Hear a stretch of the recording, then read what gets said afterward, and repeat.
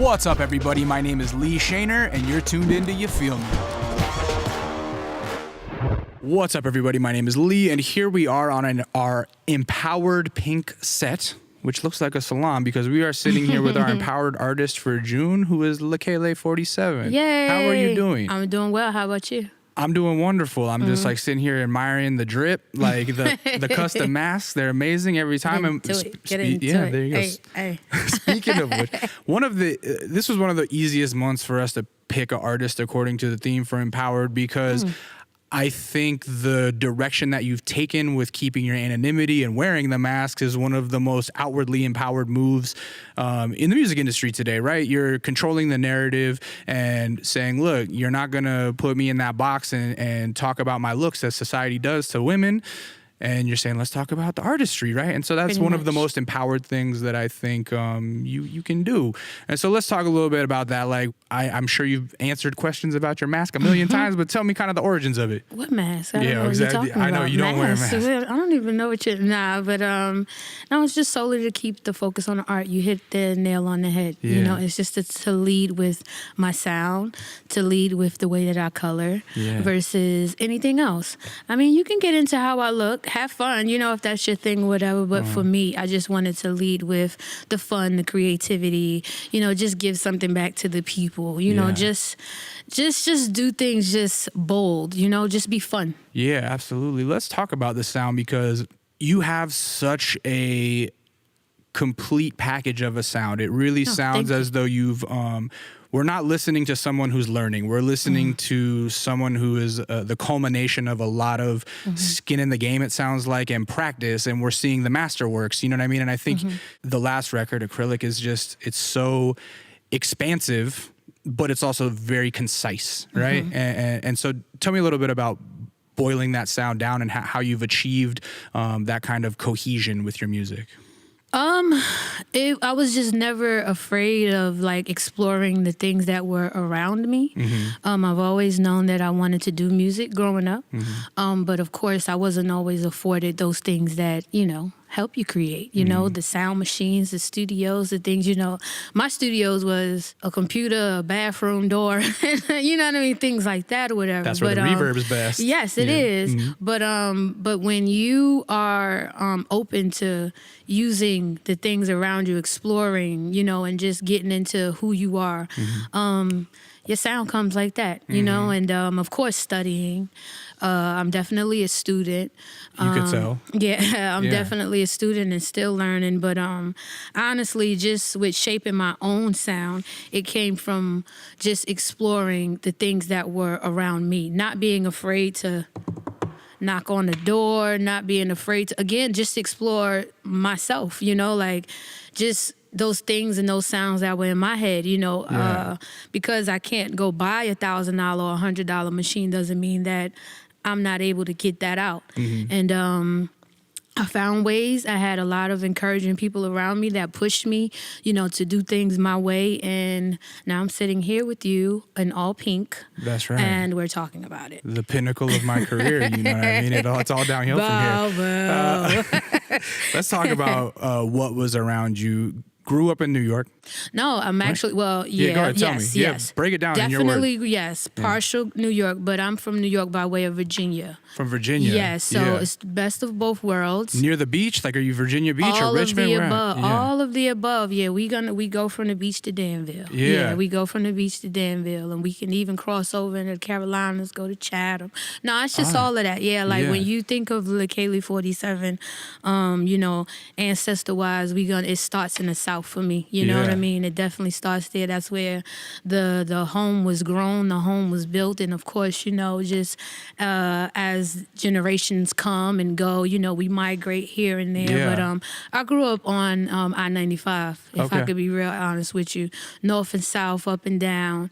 So yeah, that was just pretty much me, and just grew up around a lot of cool stuff, a lot of experiences. Yeah, what was there to do in Virginia as a kid? Were you always creative? Yeah, absolutely. Yeah. Me and my brother, and absolutely. We were always and the good part about it is we were always pushed to be creative. I know I was because it was just something that was in me. But that's just a testament to the village that's around you. You know, like I'm from the hood, and it's not all bad there, you know. Right. You know, of course we have our moments. Right. But I had some beautiful people and beautiful human beings around me that knew just what it was I wanted to do as a kid, and they always just pushed me into listening to different artists. Yeah. You know, just creating, you know what I mean, just being myself or whatever. And of course I've explored and I would introduce myself to, you know, artists as well. Right. As, you know, the things that were introduced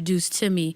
But that's just pretty much what it was. You know, we played, we had fun. Yeah. We just had fun. Were you an intensely curious child? Like you say you were out looking for other music. Like, tell me. Yeah, I definitely was one of those kids that I like to take things apart, put them back together. So you're like an early science kid. I was one of them, but you know, I had to stop that real quick because why doesn't this phone work no more? Let me tell you something. Yes, in the black household, it's going down. So, you know, I have to be honest. So that kind of had to stop real quick, but I just carried that over into the music. You pick it, take it apart, create your own, do your own thing, remix it, and that's just what it was. But yeah, I was that kid. I would take apart a remote control, put it back together.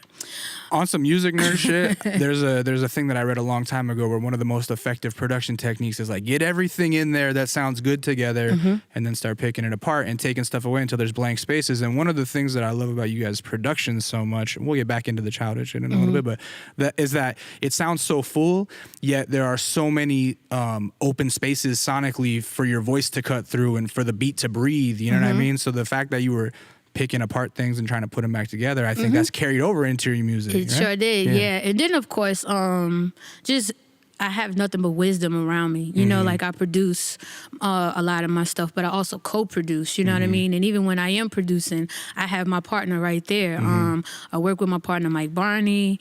I work with my manager, who's also my cousin, Harold Lilly.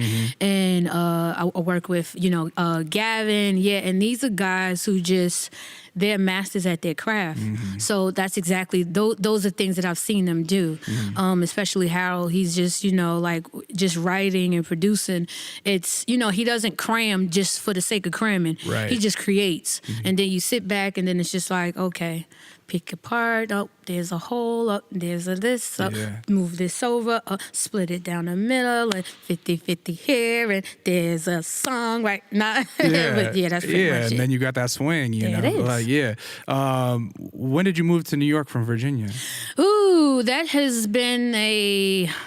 contested topic? Yeah, it's a, okay.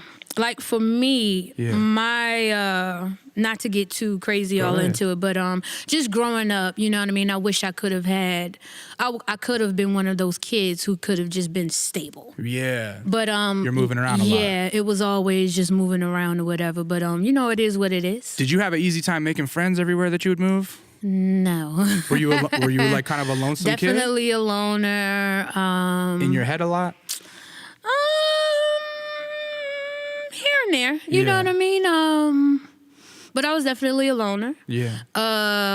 Not so much because I had my brother, and then I would have, you know, there would be, you know, you latch on to one or two or whatever, but for the most part, when you know just what you want to do early, and you're sitting up here talking about Pharrell and making beats and, you know what I mean, or a music, or you're trying to, you know, find magazines for this and that, you know, a lot of times your peers or the people that you're growing up with, they're just not into the same things. They're not on that wavelength. Nah, so you gotta, I learned how to walk alone early. Oh, wow. And, you know, it is what it is. Yeah. It's in hindsight, it's a price that I paid, but you know, it is what it is. Well, it's paid off. It definitely paid off or whatever. But you know, sometimes it happens like that. So let me ask you this: if you were a bit of a loner and you were on kind of your own wave, were there things besides music that became your friends? Were you into pop culture things? Were there TV shows, movies, something that like kept the brain occupied? Books? I don't know. Yeah. Absolutely, books and film. Okay. But honestly, it's just entertainment all across the board because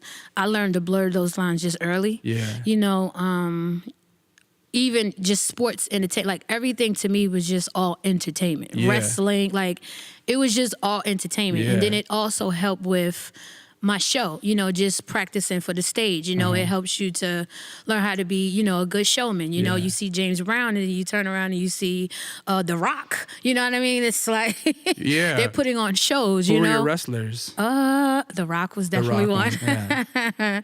I liked Stone Cold. I like a lot of a lot of So you like whatever. the big characters that are kind of walk that line between I'm heel talking and about, face? Yeah, I'm talking about what was it, Undertaker? I'm like showmen, you know, like people who entertained. The biggest personality. Yeah, like they came out there and you knew who the people were coming to see because the moment you hear doom, the whole place lights up. Yeah, And it's just right. like, and all he's doing is just standing there. And then he just walks slow as hell.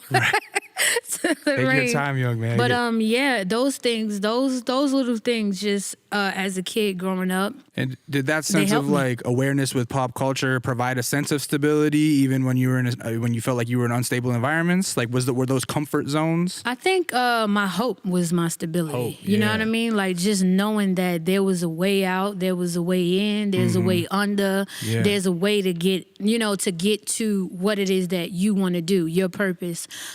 So for me, it was just having hope, just amazing. hope. You know what I mean? Just Yeah. hope or whatever. Yeah. I don't hope for a lot because if I can be honest, I like to speak things as though they already are. So it's just like, I'm not going to hope that I get to go to Complex Con this year. You already know it's going to happen. I'm going. You're speaking and manifesting. I'm going. Yeah, there we go. You already mentioned Pharrell a second. That's another Virginia legend. Were you Yep. aware of him as a kid, like knowing that he was from Virginia? Was First that a of all- hometown hero? Yeah. First of all, Yeah. you just said it. Yeah.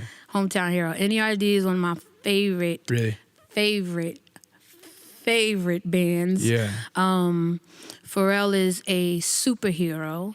And I just really love the type of human being that he is, like just a lot of our veterans and, like our legends, they talk a lot. They talk a whole lot, but it's different when you see someone like him who actually reaches out to new artists like myself, to things that are just totally not normal. You know what I mean? Right. Like he just gets it and he's not afraid to stand next to it. He's not afraid to push you. He's not afraid to, you know what I mean? Like to share his platform. We just did something in the water the first year. This is the first year of the festival. Amazing. And I was one of the artists and it was just such a mind-blowing experience. It was a super cool experience because as you stated earlier, it's the hometown hero. It's my first show back home.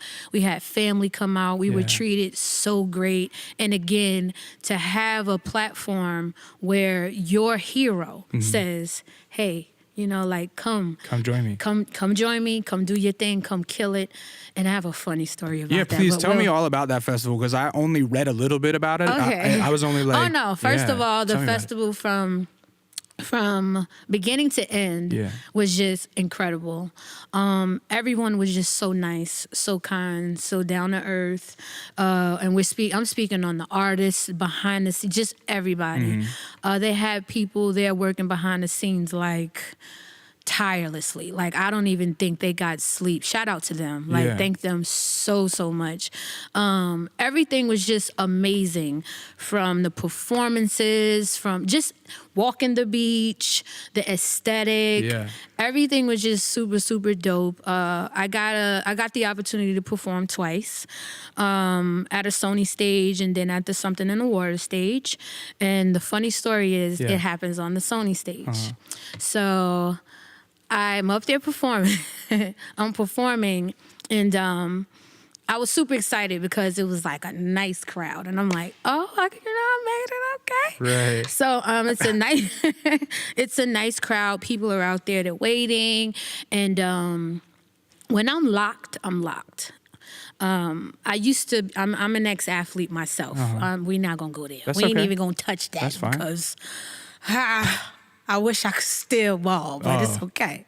But You're talking to King Al Bundy right here. I listen, still be reliving my high school dreams, you know, I'm bro. over here Uncle Ricoing it out sometimes. Like, man, back in the day. I mean, I'm young as heck, so some back in the day. But anyway, so, you know, performing on the stage, and we're having a good time. I will never forget this. Second song comes on, and I'm going, and it's like people are with me, and then I just see people walking away from me. Exactly, that was my face. And Because you're like in the zone. You're like, what's happening? I'm talking about, and I'm thinking I'm killing out here. So I'm like, oh, you know, and I'm like, what is going on? So I get a little discouraged in the moment, but I snap back. Right. Because it's like, no, go harder, go harder, go harder. Keep them here. Like, I don't know why they're walking away, but go turn harder. it up. Yeah. And what's crazy is something like I would not look up to even see why they're walking away, because my thing is like, if you're walking away, walk away. Right, you can't let that distract you. Yes, I have to focus on these people that are standing here and that want to see this show. So that was my focus. And I'm going and I'm going and I'm going, and I see more people trickling away. And I'm like, what? So I'm like, I'm bombing. This is the first time I'm tanking. Yeah. No, What that happened? wasn't the case. So there's a girl in the front of the audience, and she's like, she's dancing, and then she lip syncs, and she said, like, you know, she's whispering to me, and she's like, Pharrell is here. Oh. But she's just dancing, Yeah. but I'm on the stage, and I'm like, what are you saying to me? Yeah. And then she says it again, and then she's like, and she throws up like the okay sound, like, girl, you made it. Yeah. Well, what she was saying, guys, is Pharrell is here. And I look up and he's walking out. So that's what happened. People weren't walking away from the show. Our hero came in. To another stage. He came to see the performance. Oh, okay. That's what's even more shocking, is that he came to see me perform, and I didn't, like, I was just so like, what? Yeah. And I look up and I see his head just walking away, and he's bopping, and I'm like, that really just happened. Yeah. And I missed a moment to say hello. Yeah, hi, thank you for everything. Thank you for everything. Right. But it's all good. But I just thought that was just so funny, because That's amazing. I just thought, I'm like, I'm tanking. How am I tanking? Right. Not me. I've rehearsed every day. Like, you know what I'm saying? In that moment when you realize who it is, how do you feel? Does it like the whole everything's come full circle or something? Like, I definitely, I had a moment after. Yeah. Like, once I realized that it was what just happened and it sat, you know, like, a few thug tears definitely fell, you know, because it was a moment, like, not every day. Like, these are, you know, moments you actually, like, you wish for, you pray for, you know, on your come up or whatever, like your hero to come and just watch you, you know, and it's just like, so I definitely shed a few thug tears. It's amazing because I've been an unknowing Pharrell fan since I was a child, because I used to call up my local radio station 98.1 and be like, hey, can you play that Rex and Effects all the time? Not realizing that he produced that when he was like 17. Like, I didn't find out until I was an adult. He's the greatest. Yeah, he's the greatest. That's amazing. And just one of the greatest people too. Like, again, anyone of that magnitude that just, and again, he does this with all of us. Like, you can count. Well, you need more hands, you know, to count the youth and the new artist that has come in, and he just takes them by the hand, even if it's not physical. He keeps open ears, right? Yes, like, and it's just not just like, even just going to Shay, you know, from the band, like, they're just all really great people. Great advice, like, just super dope. And it was one of the best times to be able to, okay, I have my hero watching me, then I'm having conversations with Shay on the side. I'm like, in my hometown, I get to see NERD perform. It's like a mini Star Trek reunion. It's Pusha, it's family, it's all of this. It's And this is just like a couple weeks ago, right? So you're still on that high a little bit. I'm still on that high. Yeah, that's so sick. I'm still on that high. Hell yeah. Let's talk a little bit about the Beauty series and the rollout of the records. Okay. It's a trilogy. Yeah? Yes, it is. Right. You have Wash and Set came out in last year. Wash and Set 2017. That feels like last year. So I'm still it's into all good. Yeah. And then Acrylic comes out. Yeah. What was the what was kind of the birth of the concept? Like, where did you come up with the concept, and kind of explain its meaning and why you chose to theme the albums around beauty? Yeah. Honestly, I just wanted to take a fun approach on describing my life, my lifestyle, my culture, Black culture, where I'm from, where I've lived, the campuses I've walked, the campuses I've visited, you know what I mean? Just my friends' mamas, you know, single mamas raising their kids, grannies. Like, I just wanted to speak on the things that I knew. And very early on, when I would do my mixtapes, I would always give hints to, you know, the albums or the ideas that I wanted to do. And Bitch Switch, I talk about, you know, wash and set. I need a wash and set. My hairstylist is on the flight. Just things like that. Acrylic, Acrylic started off as skits on my mixtapes, where it would be a Black woman, whether she was West Indian, you know what I mean? Like, and she would just be talking about her man troubles and just Black experiences. And that's what I wanted to do. And then when it was time to actually create the albums and things of that matter, you know, of course, as a creative, you think about other titles and you think, you know, whatever. But I wanted to keep it there. I knew that's just what it was. And Wash and Set, I wanted to speak to not looking like the things that we go through where we're from. You know, our salons are in our barbershops, all of our salons, nail salons, spas, whatever. They're our safe havens, you know what I mean? So with Acrylic, I wanted to celebrate my new growth, you know what I mean, just as an artist. Get it? Yeah, I mean, Wash and Set, I'm sorry. I got you. Wash and Set, I wanted to celebrate my new growth. And I also wanted to speak to not looking like what it is that you're going through. When we're under these dryers, that girl right there might be relating to that girl right there, and you might be relating to me. We don't know this. You know what I mean? But one thing we do know is that when we walk out of here, we don't look nothing like what we're going through. Right. I think it's such an interesting angle because, I mean, you hear in pop culture references to Black barber shops being such a place of like community, camaraderie, education, places to get educated. But I think, you know, you don't hear as much about the Black woman's experience in a salon. Oh yeah, like you just don't hear about it. So is it that same sense of community and camaraderie? And it obviously plays a huge part in your life. Yeah. Yeah, absolutely. Yeah. My salon, I don't get to visit too often because I'm on a plane a lot now. Yeah, it's fine. But no, it was definitely a safe haven. If I can be honest with you, it was honestly sometimes the one-stop shop. You know, you wake up like, okay, well, you know, I'm gonna go get a wash and set, whatever. Oh, I need to go get some pins real quick. Okay, I need to make sure I got my condition. You know what I mean? And you go to the salon, but even before you like, okay, I do need to go to the store and I got to get this. Ooh, that new DVD came out. I got to get that. Da, da, da, da. You can get all that there. I got to be real with you. You sit in you right under the dryer. They coming in with it. Yo, we got that 2 for $5. Thank you. Oh, we got this. Thank you. We got that. Thank you. So it's honestly, it also plays as a one-stop shop in our areas. It's culture. It's just what it is how we grown up. These are the things that we're accustomed to. These are the things that we know. And it is what it is. Yeah. Thanks for tuning in. Skull Candy wanted to show you some love for listening by hooking you up with 15% off your next purchase. Head over to skullcandy.com and use the code YouFeelMe19 at checkout to get 15% off anything site-wide. You just mentioned while you were talking about your skits, you said maybe it's a West Indian woman. I hear the West Indian influence in the music, lots of dancehall rhythms and such. Clearly must have grown up with heavy West Indian influence. Yes, there is. I am part. Okay. Yes, West Indian, yes. Yeah. And so where do you start hearing those rhythms as a kid? Like, are they coming from families, boomboxes? Yeah, family. Yeah, family. Yeah. A family around the corner, next door, outside, in the car, the bashment, the party, the Saturday, Tuesday. Like, by the time you get to New York, like, I don't know, perhaps I'm incorrect, but I read that, or I've read that, like, Bed-Stuy is one of your homes, right? Is that kind of a West Indian enclave? Lots of Jamaicans? Or no? New York as a whole. New York as a whole is definitely just one huge cultural melting pot. Of course, you know, if you really want to talk about just heavy Caribbean, Flatbush, Okay, of course, obviously off the Parkway, things of that nature. But no, it's all through. It's Canarsie, it's Brownsville, it's everywhere. Yeah, it's Harlem, it's the Bronx. You know what I mean? Like it just is what it is. You have, and that's the beautiful thing about New York and Virginia. Yeah.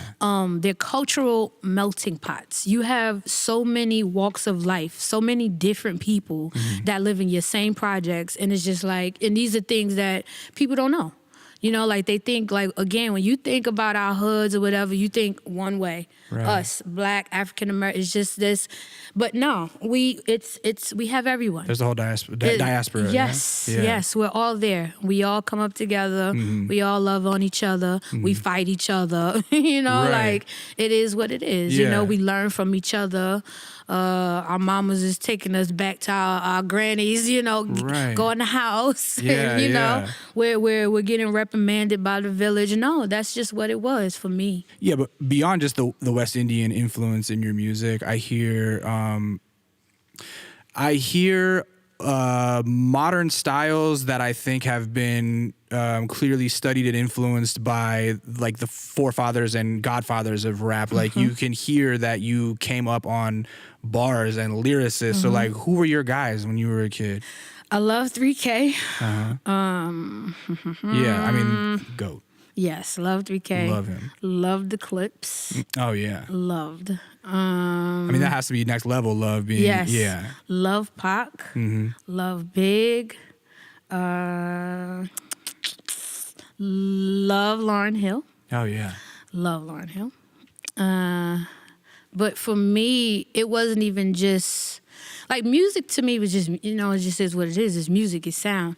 Not to be cocky or sound, like one of them, but it was something that I don't know why, but I could always do it. Yeah. So for me, music and, looking up to other people and, like that was, it is what it is. I definitely had my heroes, but it was outside of music for me. Again, it was just all across the board. It was the Yankees. It was, it was coaches. It's books. It's trees. Like it's just the earth. It's planting your feet on the concrete. Hell yeah. It's all of the above. That's for me. That's what molded me. Yeah. It wasn't just the fact that I could sit up here and press play and kind of like, listen to, an Outkast album and be like, oh, nah. Like I could do that too. Right. You didn't have to study it to learn it. Yeah. I knew. Yeah. Listen and absorb, but it was already within you. Yeah. But I definitely, I studied it, of course. Yeah. You know what I mean? And learned it. But it was something that I'm so grateful for. But I'm like, wow, I could, like, how can I do this? That's crazy that I can do this too. But, I just kept my mind and my brain focused on those types, though. I will say that there are different types of entertainers.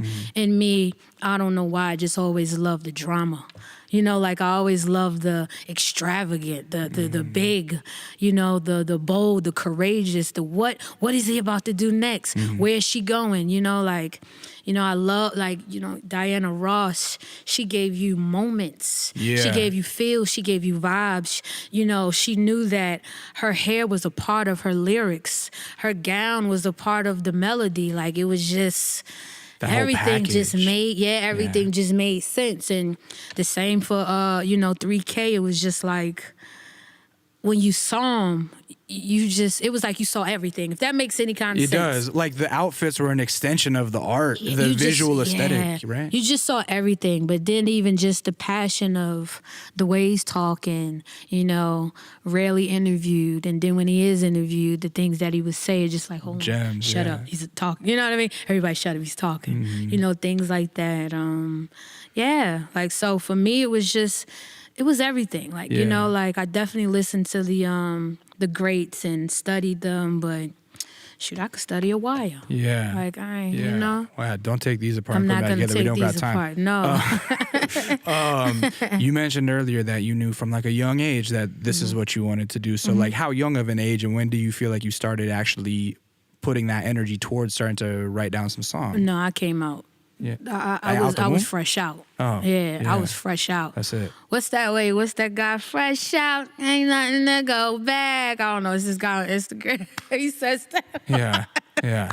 But nah, I was fresh out. Yeah. I was fresh out, like just ready. Like it wasn't no turning back. Yeah. It was no like playing nothing else. It was this or nothing. You know, No backup plan. Nope. Yeah. Ain't no backup plan. Like even in school, did kids know that you rap, or were they like, oh, there's 47, she know how to rap? Well, see, I never looked at myself or classed myself as just a rapper. A lot of people that came up with me, they just always knew like, oh, that's the music girl. Oh no, she does music. Yeah. Sometimes you would go, oh, she sang, or she could spit, or she could do this, or she could do that. Yeah. But yeah, and then I was also very private. You know, I knew just who to talk to about different things or whatever, because I just grew up with that mindset of I just knew I wanted this so bad, so I did any and everything to protect it. Yeah. I knew people didn't have the power to stop it, but I did know early on just what discouragement could do to a young mind. So I would, you know, just even in just grade school, high school, just anything, you know, like I would give people bits and pieces of things that I do. Like, of course, I performed in the talent shows and I did all of this, whatever, but I wouldn't give everybody everything because it just wasn't for them. And they wouldn't know how to take it. Like even, you know, like with adorning a mask and wanting to cover up. I had so many people telling me how crazy I am. What mask? I don't Yeah, exactly. What mask? You know what I mean? And how foolish that is, and no, that'll never work or whatever. And it's just like, you got one time. And I never ever spoke on it again. It was just more so just act on it. So it's just like I would just do what I had to do. I would hang out. I would, you know, whatever. But when it came down to this is me. This is my business. I take it too serious. Nothing is coming over here and compromising that. Music was completely my safe haven. And I only entertained it with people who were like-minded. If you weren't like-minded, you had to be trusted to be in that circle. Yeah, absolutely. For me, That gave me so many more questions that I want to ask that whole story. So, known as the music girl, did you play instruments? Were you in band or anything like that? Because I know that you sing, you rap, you communicate, as you call it. Yeah, communicate. But you also produce and co-produce. So, like, I would imagine there's a very astute musical background. Yeah, I'm not gonna get too crazy into it, but yes, growing up in school, yes, I explored band. I was in band. I'm not telling you what I played. That's okay. It was the tuba. She played the tuba. I was, yes. You know, but like most musicians are, you know, you start off in your band, like music class, like that's because that's what you want to do. Right. And that's where you sneak off, you know, and you cut class to go there. And if you got a cool teacher, they're going to let you, you know, stay in there, and they're going to, you know, let you experiment and explore your craft. I had those types of people around me. It's crazy because I will not put them on blast. But it's just like, these are people that we need. Yeah. You know, especially like, you know, just coming up. You need someone to sometimes just kind of push you in that way. And sometimes, you know, like especially with our educators, you have those really, really unique ones that can see something in that. They just get it. And they will put their career on the line to make sure you get it. And I've had them. That's amazing. Yeah, and I've had them, and I'm just so grateful for them. Like, you know, and I'm not advising anyone to cut class, anyone to cut school, but I would do that. I would skip a class and go straight to my music class and talk to my teacher and get advice and, you know, oh, how should I do this? And sometimes I would sit in the back of some of the classes. These are not even my classes. Just auditing. Like just sitting in the class, cutting class, and they were okay with it. That's tight. They were okay with it. Those are great mentors to have. You were lucky to find them. That's fantastic. And then the other thing, you mentioned Lauryn Hill a second ago, and like, she's known as one of the great, you know, communicators who can both rap and sing, Top right? 5. Beautiful voice. Say what you want. When like you have the voice of an angel, you have an amazing rap voice, but you have a phenomenal singing voice too, and you are able to go back and forth with them on a dime. So like, when did you know that you could sing too? Were you straight out the womb with that too? Straight out the womb. Singing from a kid. Straight out the womb, singing from a kid. Yeah, just coming up and coming up with religious backgrounds from Christianity to Muslim. You singing in the church. You just is what it is. Yeah. So you learn early just how to sit, just stand, as they would say, stand flat-footed and sing. I was a shy kid, so I would sing in the choir. I was in my choir. You know, I would be in the choir or whatever, and in school as well. When it came down to solos, I would do here and there, whatever. But you didn't like to be in front. Nope. Yeah. No. Well, that led me right into the next question that I was going to ask, because you said, I was a very private person. I was going to say privacy. That is that shyness, and you just answered that. You were shy as a kid, right? Yeah. So when you put on that mask that doesn't exist, that I don't see, and is it empowering in that sense, where it allows you to get rid of the shyness? Does the shyness go away when the mask is on? That's the craziest part ever, because it does. The mask frees me up so much. You know what I mean? Because I wouldn't pick up that you're shy. Man, you're talkative. I am shy. Well, I'm at work. Yeah, no. That's true. Yeah. No, that makes sense. No, but I am. I just like having fun with myself. You know, like it's just. That's just how I grew up, you know? Again, I have my friends, I have my core or whatever, but I couldn't always be around those people. So, when you're not always around the people that you know really love you and that will protect you, you got to learn how to make it on your own. And I learned how to make it on my own very early, you know what I mean? Like, I came up on my own, you know? Yeah. So, yeah. I mean, just off camera, something that I kind of picked up on, and you can correct me if I'm wrong, but you seem like somebody that is can be a fly on the wall and can kind of like sit back, listen. Yep. Like I always think of the descriptions of Inspector Deck from Wu-Tang Clan. He'd be like, Rebel INS, that's somebody that'll sit back, watch you play yourself and know that you're playing yourself the whole time, and then just listen. Is that you? Are you someone that listens more than they talk in like regular life? Yeah, I try to. Yeah, I definitely try to, because I have some really, really good, like the people that are around me, they're not like heavy talkers, if I can be honest with you, but when they are talking, they're saying something. It's important. So it's just like, shut up, listen, you know what I mean? But that's just, I like being quiet. Yeah. I often will call my manager and I'm just like, I just want to be quiet right now. And vice versa. Does the same thing. Like we're just some quiet people, we speak when we need to speak. We talk when we need to talk, Right. I don't see the need of putting any unnecessary words in the air. You know what I mean? Like, but I'm here if you want to talk, and I'm here if you have a question and you want it answered or whatever. But I'm definitely that fly on the wall. That's funny that you said that, because that was even our process when, I would write. Again, just being a private person, it affords me to take this off and sit in the studio sometimes and people don't even know I'm there.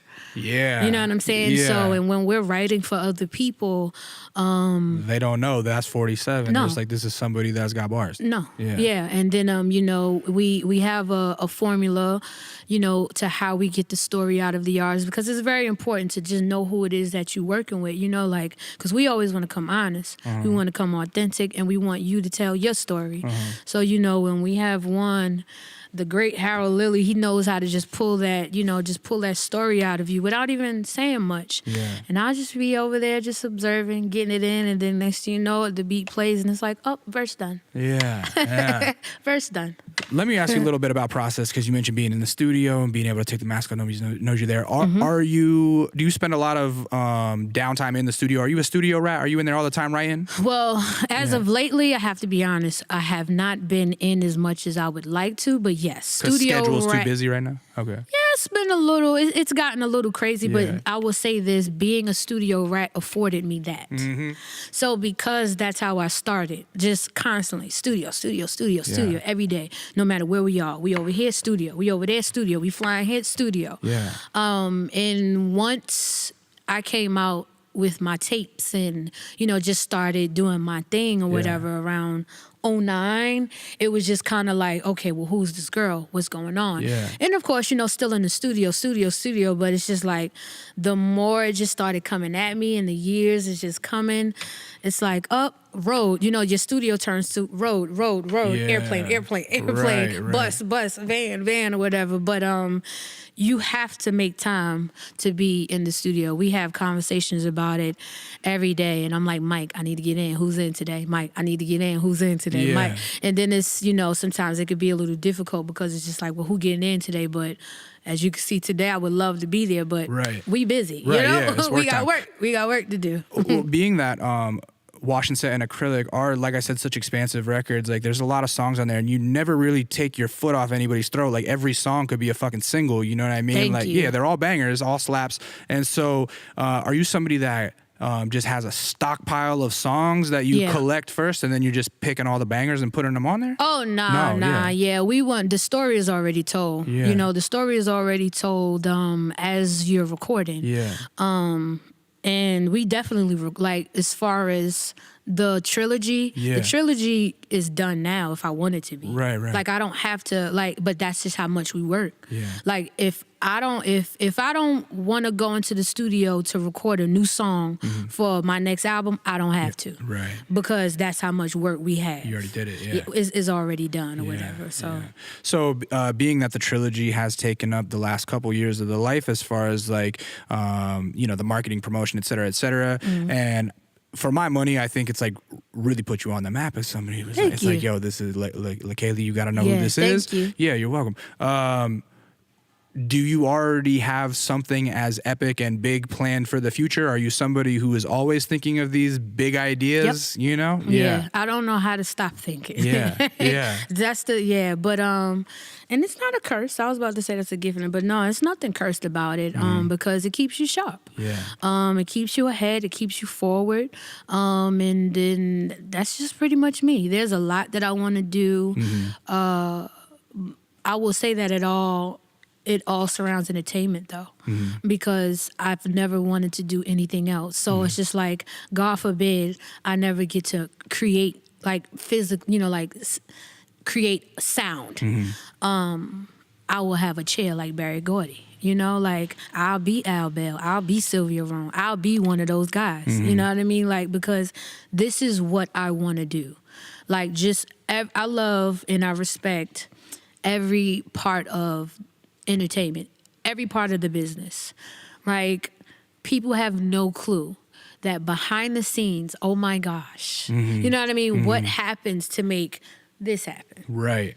But this is the cool stuff. This is the dope stuff. You know what I mean? Like, I want in on all parts. You know what I'm saying? So even if there's a time that comes where there's a halt on, again, me musically, it's not gonna stop. Right. Like 47 to have a chair. She'll be a president. She'll be She'll have her own label, or she'll be working with a label. She'll be working with artists. She'll be consulting. I'll be directing. Yeah. I'm doing it all. Yeah, I love that. and I mean, one thing that you 3 times in this interview, you have thanked people behind the scenes, and that is one thing that you rarely hear artists say, and I think that's so important. You have to be grateful for the people who aren't in front of the camera. Like, those are the important people that make things happen. They are, like, without them, what we got? That's it. This would be dark. We'd be in a dark room sitting here. Yeah, exactly. What we talking about? Yeah, exactly. So I'm gonna start to bring it home now. So I have like 2 questions that I really want to ask you. For one, when Girl Blunt shows up on Insecure, is that kind of a game changing moment? Because I feel like that was so that was just like an unforgettable moment in the show. That song just sticks out. It's in everybody's ear the next day. Honestly, when anything hops up on Insecure, it's just like a crazy moment. But no, Girl Blunt definitely was a crazy defining moment, because at the time when it came out, you know, I've already been on I've been on all of their soundtracks. Since season 1. Yeah. Was Money on there? Money, yes. Money, Melita. There you go. Attitude. Oh yeah. Everything. Right. So yeah, like, just being able to be a part of something from the very beginning, and then, you know, here we are, season 3 it was? Yes, season 3, and you know, we put out a song like Girl Blunt at the, you know, when things are like really bubbling and people are taking note, and then now it's just like, out of here. Kaboom, yeah. Anytime I perform Girl Blunt, it's pandemonium. So it's crazy. Yeah, it's really fun though. It's fun. Yeah, and that's what you're going to be performing for us today, correct? Oh yeah. I'm excited. I'm very excited. Okay, and this is how I'm going to end the interview. Right? Okay. Is there ever going to be a, since the face got revealed, game got real moment? I don't know what you're talking about, bruh. I'm committed, bro. Yeah? Yeah, I'm committed, bro. I can't, like, for me, this is just what it is. It's something that, for a very long time, a lot of people tried to project their fears onto me when it came down to, again, me expressing myself on how I wanted to create, how I really wanted to, be an artist, how I wanted to do it.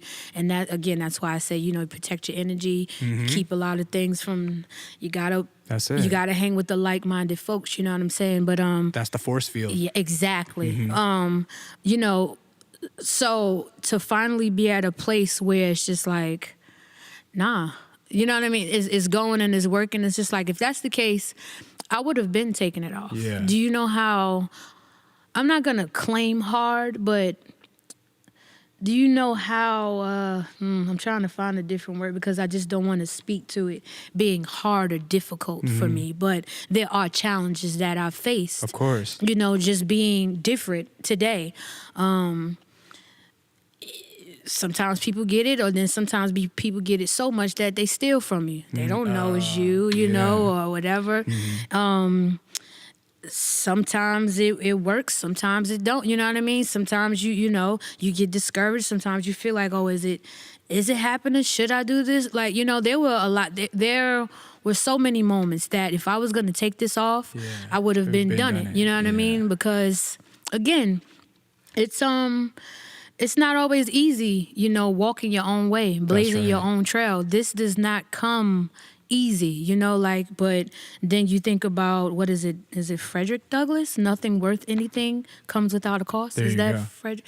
I hope it is. Please, on internet, don't chew get me out. up. Yeah. But I know it's somebody, you know what I mean? But but that right there, that quote right there is just like, it sticks with me and it just keeps me focused and it just keeps me, aligned with my purpose. And again, what I do is not just for me. Like, we're at a point in life and just in entertainment where I feel like we just owe people that much more. You know what I mean? Like, it's fun, don't get me wrong, because we have some fun people out there, but they keep it so closed off that it's only a few fun people playing. And it's just like, well, where are the other...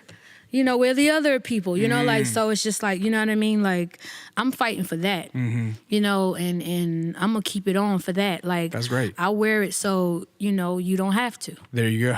There it is. I love that. And I mean, the long and short of that is no. And you know what? Knowing when to say no is one of the most empowered things you can hold on to. I tell people that every show. Yeah. Hey, Leikeli, I want to thank you for your time. I Thank appreciate it. This was amazing. I was very This excited to talk to you. I love the records. Thank you. I'm excited to see you perform Girl Blunt. And I want to know, I want you to tell the people where they can find you online. Okay, yes, you can find me on my website, Leikeli47, Leikeli47.com. Socials, I'm so not so, but whatever. You can Google you, really. You can Google you. Yeah, you can. But it's my name, and that's it. That's it. Nothing crazy. You can find her on all streaming platforms. You will have hours of entertainment, lots of tapes, lots of albums to listen to, all fantastic. Press play. Thank you so much. I appreciate it. My name is Lee. Some of you guys might know me as Intuition. You can find me online at It's Intuition across all platforms. And this was Skull Candy's podcast called You Feel Me, where we talk to artists and athletes about life and culture. And I think we did it. I think we did what we came to do. No, we didn't. No, ain't no thinking. We did it. We did it. Hey, thank you so much. I appreciate it. Ain't no thinking.